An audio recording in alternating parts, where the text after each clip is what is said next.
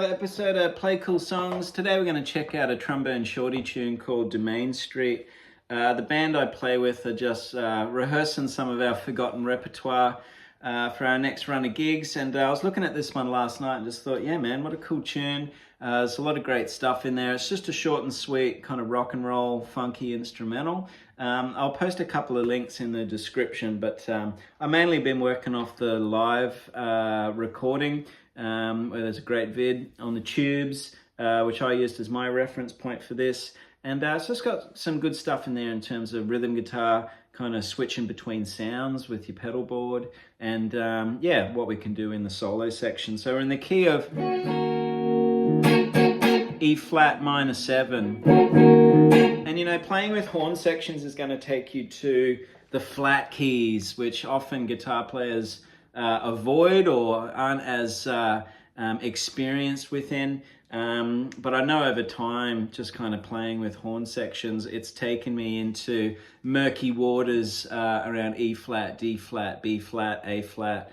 And now I'm pretty confident, you know, sitting within those. And, you know, we sort of forget how visually dependent we are on the guitar. You know, taking all those A minor licks that you know and love and are so comfortable with, and simply moving them to A flat or B flat. I know, you know, there was a few shaky moments where I had to play in one of those key signatures that I wasn't as comfortable with, and simply moving up a fret, you know, just kind of lost me, you know, and I was just so dependent on that scale position that it wasn't until I moved out of there that I realized, oh, I've got some work to do just to get oriented, you know, no matter where I am on the fretboard and in all 12 keys. But anyway, so the A section is a E flat minor 7 vamp, and the whole song kind of kicks off leading into that with a chromatic run. I'm starting on the G flat and just working chromatically down those 4 frets.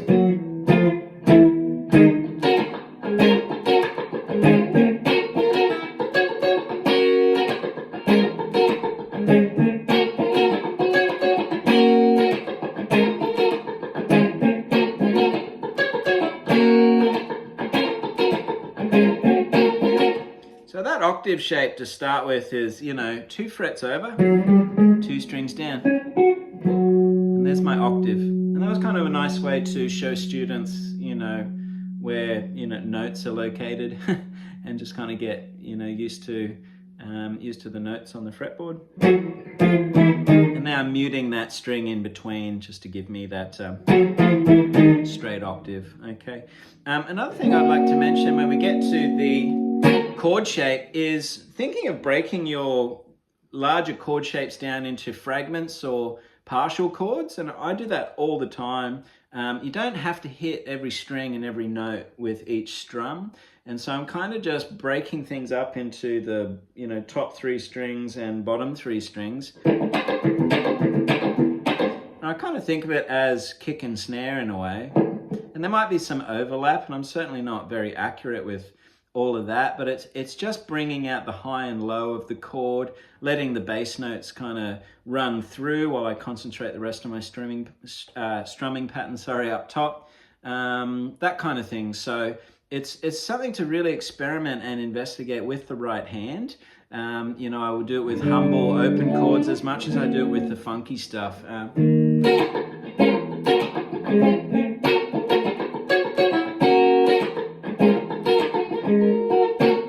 do it without the chord.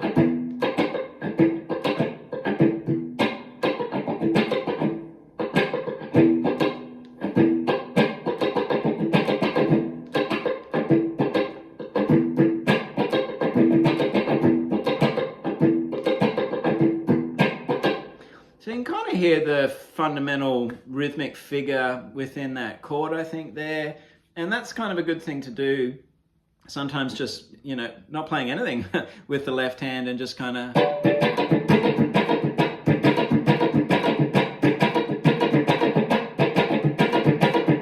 and just sort of practicing, you know, a strumming pattern or idea with that right hand.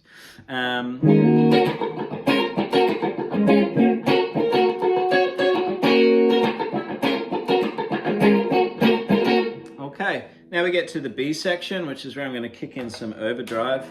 All power chords. So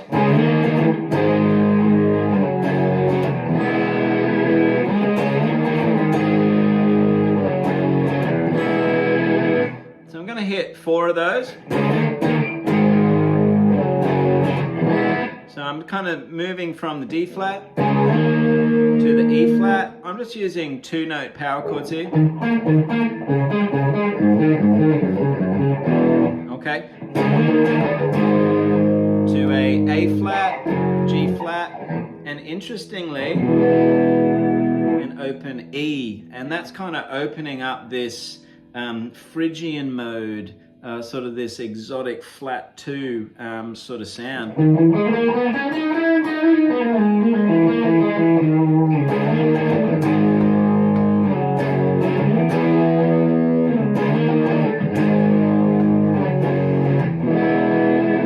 So 4 of those, and I'll come back to that Phrygian idea with the solo section, and then we just move back to the B section, A section, sorry.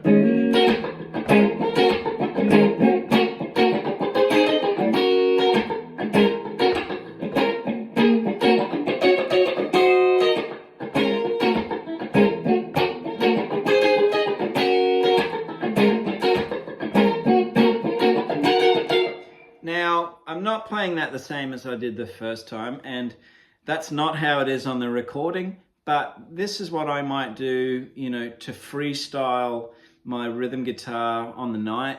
And I'm just trying to create some variation between the first and second time that I've played that. I don't need to do much, and it might go unnoticed. I'm certainly not trying to pull focus and say, oh, hey, everyone, look at me and my rhythm guitar.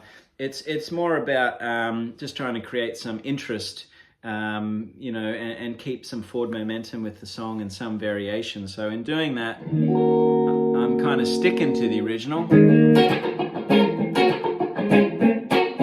And maybe I'll just slide up 2 frets.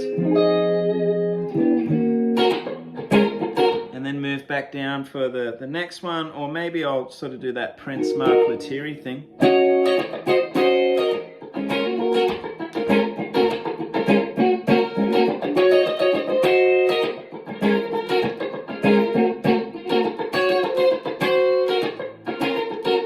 You know, so I'm just encouraging you to have a play around with that stuff, because as you experiment and that trial and error process, it's just going to open up some rhythm guitar ideas which might be unique to you, or something which you can use in a lot of different ways.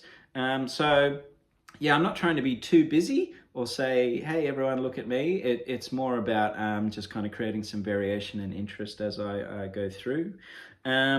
We will go back to that rock and roll B section again. I just play it the same.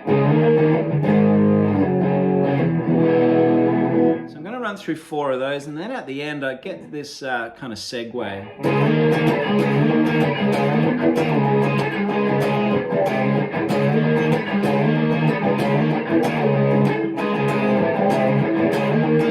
Okay, and I'm going to do 4 of those. So I'm kind of sliding up from the D flat, then down,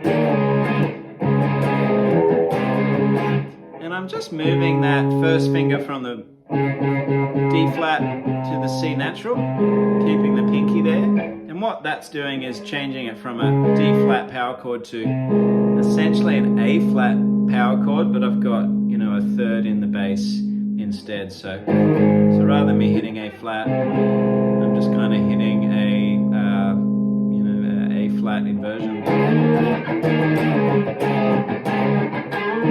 Okay, so we do 4 of those, and then usually a horn player is going to take the solo on this one. I have done it once or twice, and I'm happy to, because it's cool to kind of play around in that Phrygian mode. But yeah, I'm more than happy to let the trombone player do it, you know, being a trombone kind of song, trombone-centric instrumental. So when the solo section hits, just back to that rock and roll power chord. And really my job there is just to create energy and just kind of lift that A and B section from that, you know, that contrast from the funky E flat minor 7 thing to just big power chords that just sit underneath the horn section. Okay, so in terms of soloing here, I mean, that's all you need to know for the rhythm guitar sections. But for me, because it's so rare that I get to play like Phrygian in a, you know, funky rhythm and blues context, which is what most of my band work is, I'd really lean into it. And, you know, without going through the ins and outs of modal harmony and theory and stuff, you know, I really just think about the Dorian mode, which is essentially the major scale. And in this one here,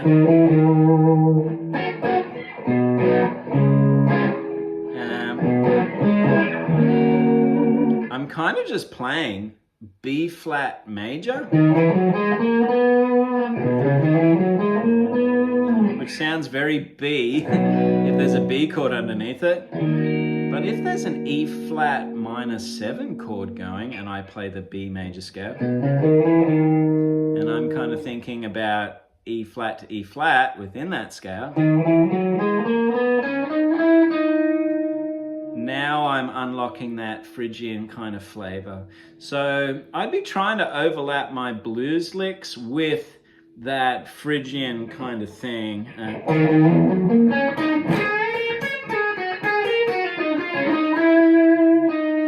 that might be as simple as just taking that tonic note, moving it up a semitone or a fret, you know, and just trying to find a way to interweave the two. Now, I also kind of think of the C sharp minor Dorian. And that really just kind of unlocks a whole series of scales. And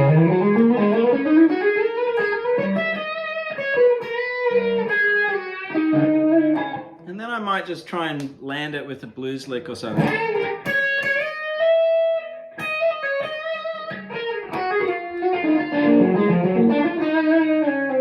Without trying to get too Call of Cthulhu on it, you know, for me, it's just kind of playing around with the sound and the personality of that modal scale and just find a way that works. So the glue is going to be your pentatonic and your blues scales, but when you just introduce one extra note, in this case an E natural to the E flat, you know, you're now kind of reaching into some other melodic territory, which can be super interesting. You just kind of need to learn how to control and harness it, right? So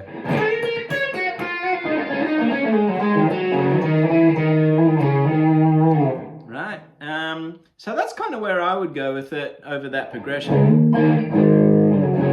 And really, because that E major is there, it's kind of a signal to, you know, delve into that Phrygian world, because it's handing me that in the harmony. It's giving me the...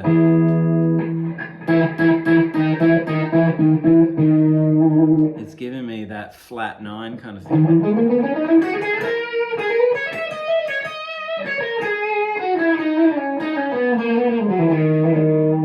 Right, which is totally cool.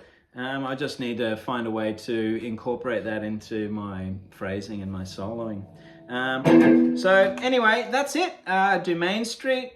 I'm going to go pick up my kids, and thanks for a short and sweet lesson today. It's a really cool tune, and even just kind of playing along with the rhythm guitar parts and everything, and just learning how to kind of channel switch and sit through that sort of arrangement, I think has a lot of value. So enjoy that, and I'll catch you for the next one. See ya.